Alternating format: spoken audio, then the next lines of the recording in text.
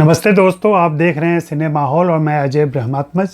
आज मैं हिंदी फिल्मों में संवाद अदायगी पर बात करूंगा। जाहिर सी बात है, संवाद अदायगी के साथ उन कलाकारों की चर्चा होगी जिनकी संवाद अदायगी मशहूर रही है। ख़ास करके जैसे ही हम डायलॉगबाजी की बात करें या संवाद बेहतर तरीके से, प्रभावशाली तरीके से बयान करने या अदा करने की बात करें तो सबको राजकुमार की याद आती है, सबको नाना पाटेकर की याद आती है, प्राण की याद आती है, ऐसे अमिताभ बच्चन की याद आती है, बहुत सारे ऐसे कलाकारों की याद आती है जिनके संवाद काफ़ी मशहूर हुए। आज़ादी के बाद तो इसमें बहुत सारा विकास हुआ, चूँकि एक नए हिंदुस्तान में मुंबई आने के बाद हिंदी फिल्म इंडस्ट्री का डेवलपमेंट बिल्कुल अलग तरीके से हुआ। लेकिन आज़ादी के पहले फिल्मों में आवाज़ आने के साथ, आलम आरा फिल्म आने के साथ ऐसे कलाकारों की ज़रूरत पड़ने लगी जिनकी आवाज़ अच्छी हो। और उन दिनों डायलॉग बाजी से, संवाद अदायगी से ज़्यादा जोर उनकी गायकी पर दिया जाता था। इसलिए आप देखेंगे कि उस दौर के ज़्यादातर अभिनेता खुद गायक हैं, अभिनेत्रियाँ भी गायिका हैं, क्योंकि पार्श्व गायन अभी इस तरीके से विकसित नहीं हुआ था और पार्श्व गायन के तकनीकी सुविधाएं, तकनीकी जानकारी में अभी दिक्कत थी। अभी वो समय आने वाला था। एक बार पार्श्व गायन आ गया हिंदी फिल्मों में, फिर आप देखेंगे कि ऐसे कलाकार उभर कर आए जो संवाद बहुत अच्छे तरीके से बोलते थे और संवादों को पूरे लहजे के साथ, सही ठहराव के साथ, सही प्रभाव के साथ और बहुत ही अंदाज में, एक ख़ास अंदाज में पेश करते थे। और वैसे कलाकारों के संवादों पर तालियां बजती थी, लोग इंतज़ार करते थे। फिल्मों में ख़ास करके ऐसे दृश्य रखे जाते थे जहाँ पे दो कलाकारों की भिड़ंत हो और उस भिड़ंत में डायलॉग बाजी हो। एक कुछ बोले, दूसरा उसका जवाब दे, दूसरा फिर कुछ बोले तो पहला पलट के जवाब दे, और उस पर जाहिर सी बात है तालियां बजती थी। इसका असर सोसाइटी में भी दिखता था और ये गया था हमारी सोसाइटी से ही। आप देखें कि अपने गांव देहात में, शहरों में थोड़ा कम है, लेकिन गांव देहात में ऐसे लोग मिल जाएंगे जो हर सवाल का, हर बात का और हर कही गई, सुनी गई बात का जवाब देने में माहिर होते हैं। उनका प्रत्युत्पन्नमतित्व, उनकी हाजिर जवाबी बेमिसाल होती है और उनका विट भी हमें आकर्षित करता है। हिंदी फिल्मों में भी ये बात रही कि लोगों को वैसे कलाकार ज़्यादा पसंद आए जो अच्छा बोलते थे, जिनके संवादों को आप ढंग से सुन सकते थे और उसका एक इम्पैक्ट पड़ता था। शुरू के दिनों में जैसा कि मैंने कहा कि गायकी पर ज़्यादा जोर था, इसलिए आप देखेंगे कि के.एल. सहगल संवादों के लिए मशहूर नहीं हुए या उनके नाम से कुछ संवाद याद नहीं किए जाते हैं। लेकिन अशोक कुमार के आने के साथ कह लें, अशोक कुमार गायक भी थे, लेकिन उनकी एक अपनी ख़ास शैली थी बोलने की, डायलॉग बोलने की। बॉम्बे टॉकीज़ में इस पर काफ़ी काम हुआ। बॉम्बे टॉकीज़ में कई सारे लेखक काम करते थे, भगवती चरण वर्मा थे उन दिनों वहाँ पे। इन लोगों का काम ही था कि जो एक्टर आते हैं उनके उच्चारण को ठीक करना, उनकी भाषा को देखना और सिचुएशन के हिसाब से डायलॉग लिख कर देना, और फिर उन डायलॉग को बोलने में उनकी अपनी प्रतिभा काम आती थी। बाद के दिनों में ये चीज़ें धीरे धीरे बदलने लगी और एक्टिंग पर भी ज़्यादा जोर दिया जाने लगा। साउंड और डायलॉग के अलावा अभिनय, दृश्यबंद और जो भी परिदृश्य बनता था सिनेमा के अंदर, शॉट तैयार किया जाता था, उन पर ज़्यादा फोकस होने लगा। तो डायलॉग थोड़े से कम भी हुए, या डायलॉग पर जो ध्यान दिया जाता था वो ध्यान पूरी तरह से सिर्फ डायलॉग पर नहीं दे करके बाकी तकनीक और बाकी डिपार्टमेंट पर भी दिया जाने लगा। लेकिन जब बंटवारा हो गया और बंटवारे के बाद जब मुंबई फिल्म इंडस्ट्री आ गई तो ये देखा गया और सोचा भी गया। इसकी शुरुआत हालांकि आज़ादी के पहले से हो गई थी, लाहौर फिल्म इंडस्ट्री में हो गई थी, लाहौर के असल में मुंबई में भी हो गई थी, कि ऐसे अभिनेताओं को ज़्यादा दर्शक पसंद कर रहे थे जिनका उच्चारण साफ था, जो हिंदी, उर्दू या हिंदुस्तानी साफ साफ बोल पाते थे। और आप देखें कि इनमें ज़्यादातर लोग, ज़्यादातर कलाकार वैसे थे जिनका वास्ता भारत के उत्तर पश्चिम इलाके से था। तात्पर्य ये कि जो लोग पंजाब के थे खास करके, उनकी जुबान, उनकी भाषा ज़्यादा स्पष्ट थी, वैसे कलाकारों को ज़्यादा तरजीह दी गई थी। और आप देखें कि गायकी में भी वैसे लोग ज़्यादा आए, हाँ, गीतकार भी वहाँ के लोग ज़्यादा आए, इवन डायलॉग राइटर भी उधर से ज़्यादा आए, इसलिए कि उनके पास एक भाषा की रवानी थी, जो रवानी कलकत्ता से आने वाले प्रतिभाओं के पास या मुंबई से उभरी प्रतिभाओं के पास वैसी नहीं थी, बंगाली और मराठी प्रभाव के कारण। पंजाब बहुत विकसित था और हम सबके जानते हैं कि लाहौर एक ज़माने में बहुत फलती फूलती फिल्म इंडस्ट्री थी, और वहाँ पे ये तकनीक खास करके डायलॉग में, स्क्रिप्ट राइटिंग में, संवादों में, गीतों में, यहाँ तक कि संगीत में भी प्रयोग किए जा रहे थे, और उनको पूरा देश अपना रहा था, क्योंकि वहाँ के रिदम, वहाँ की लय, वहाँ की भाषा पूरे देश को समझ में आ रही थी। और आज़ादी के बाद धीरे धीरे हिंदी हम सब की ज़बान बनती जा रही थी। हिंदी ऐसी हिंदी जिसमें उर्दू की एक अच्छी खासी मात्रा हुआ करती थी, जिसे गांधी जी हिंदुस्तानी कहते थे, बाकी लोग भी हिंदुस्तानी कहते थे।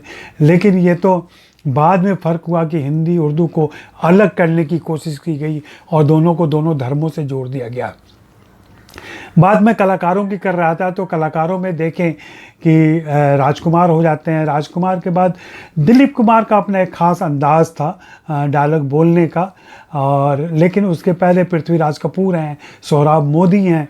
सोहराब मोदी और पृथ्वीराज कपूर में पारसी थिएटर का और रंगमंच का प्रभाव बहुत ज़्यादा था।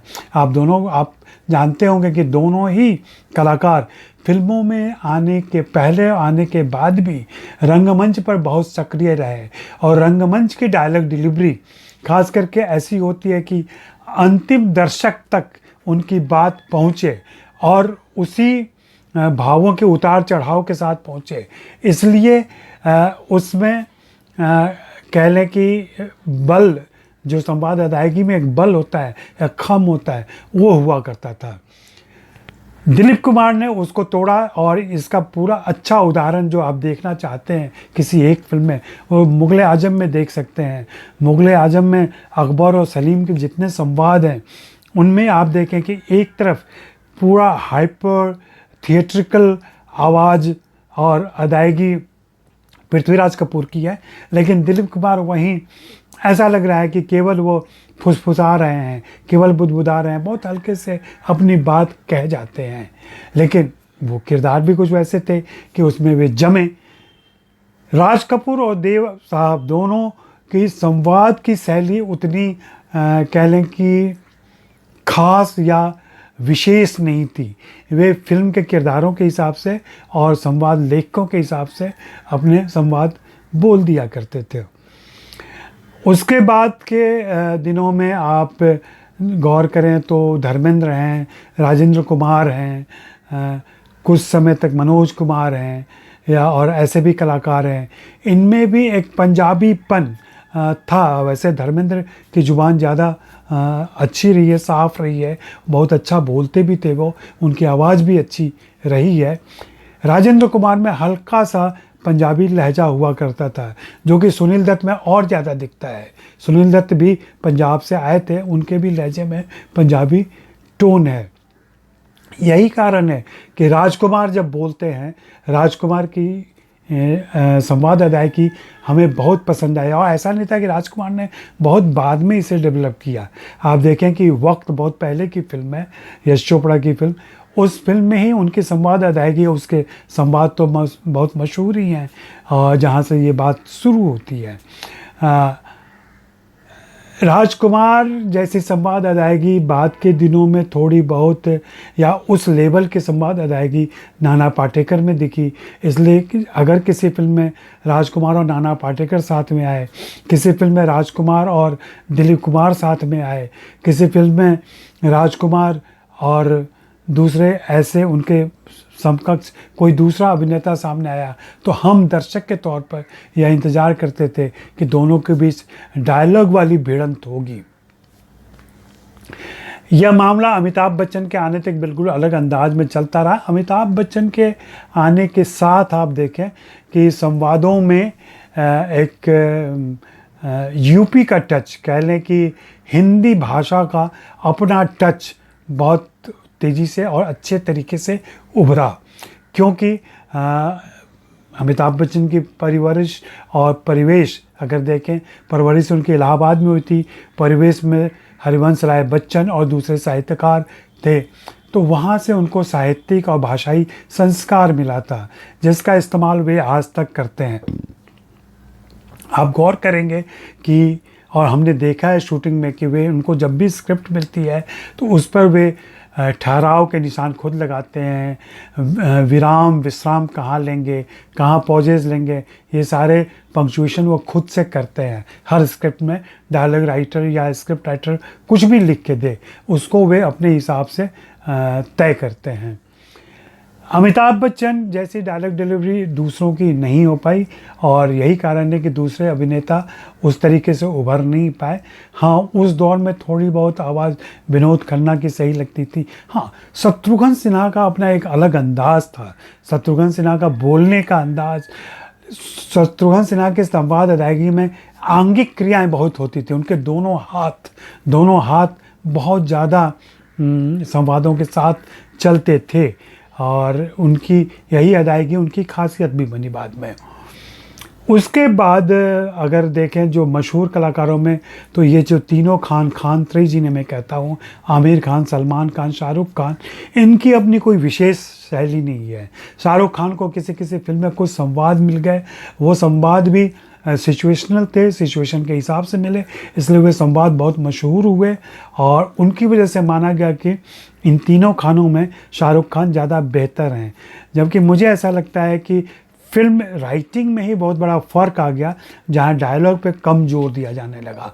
और इसी दौर में लगभग नसीर आए, ओमपुरी आए, थिएटर से आए इन कलाकारों ने संवाद अदायगी के पूरे अंदाज को ही बदल दिया।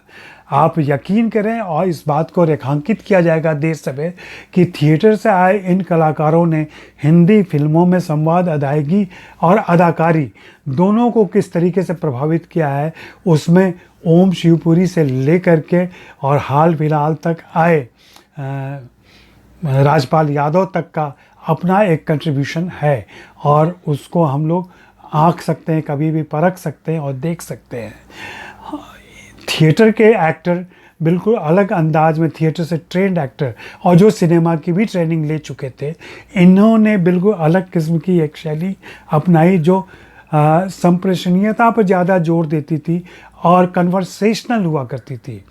और उसके बाद अब देखें, इन दिनों जो पिछले एक दशक से मैं देख रहा हूँ, इसमें कन्वर्सेशनल बातचीत भी ऐसी फुसफुसाहट में बदल गई है कि अगर आप ध्यान न दें तो समझ नहीं पाते कि संवाद में क्या बोला जा रहा है। स्पष्टता नहीं होती है, और ये इतनी बड़ी दिक्कत है। कहाँ से ये चूक हो रही है, क्यों हो रही है? दूसरे हिंदी फिल्मों में जिस तरीके से अंग्रेजी के संवाद आते हैं और अंग्रेजी के संवादों के हिंदी अनुवाद की कोई कोशिश नहीं की जाती है, उससे एक अलग ढंग की भाषा विकसित हो रही है। या अच्छी हो रही है, बुरी हो रही है, ये तो वक्त बताएगा। फिलहाल ये परिवर्तन दिख रहा है। आप बताएं कि आपको कौन से ऐसे कलाकार ज़्यादा बेहतर दिखते हैं, जिनके संवाद अदायगी आपको बहुत प्रभावित करती रही है या आज भी कर रही है, और नई पीढ़ी के ऐसे कौन से कलाकार हैं जिनमें संवाद अदायगी की बहुत बड़ी संभावनाएं हैं। अगली किसी कड़ी में मैं संवादों पर और संवाद लेखकों पर भी बातें करूंगा, क्योंकि हिंदी फिल्मों का ये बहुत महत्वपूर्ण पक्ष है, और उसको समझने और जानने की ज़रूरत है। शुक्रिया, मेहरबानी, धन्यवाद। आप यूं ही देखते रहें, सब्सक्राइब करते रहें, शेयर करते रहें और घंटी भी बजा दें।